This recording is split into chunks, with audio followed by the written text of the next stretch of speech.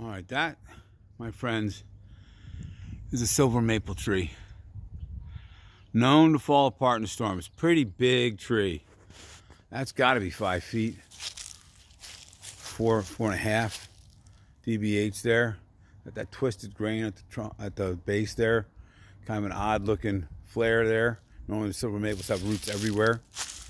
And it's all over this house, over this side here. Look at that thing.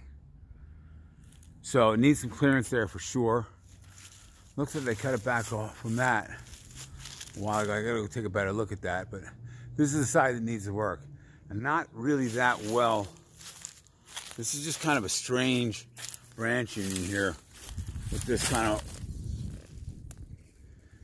growth there, and then definitely a lot of included bark there. And it's big, and it's heavy, and it's leaning. They're all big, they're all heavy, they're all leaning. So here's the deal.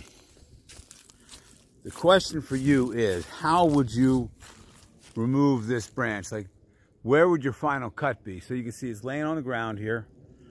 And we got that twisted, broken, see if I can come in, zoom in on that so you can see that pretty well without it being too backlit.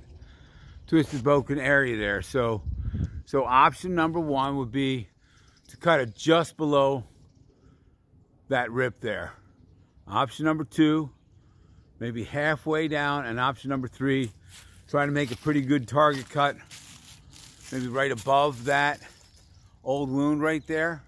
And option number four would be to cut it right above this branch bark union right here.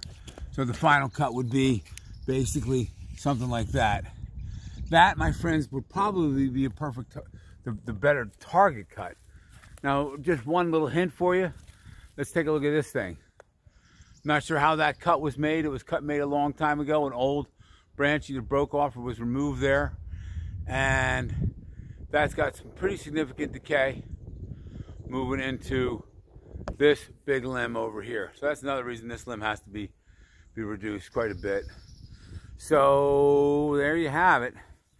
Your thoughts on the matter. Where would you prune that tree? Where would you make that final cut?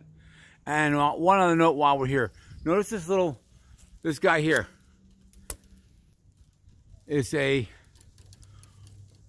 epicormic shoot, water sprout, whatever you want to call it. It's coming out right above that old wound there. Would you leave that aesthetically? If it didn't bother anybody, would you leave it? Would you just automatically cut it to get out of your way? What are your thoughts on that epicormic shoot? Leave all that in the comments below, and we'll talk to you then.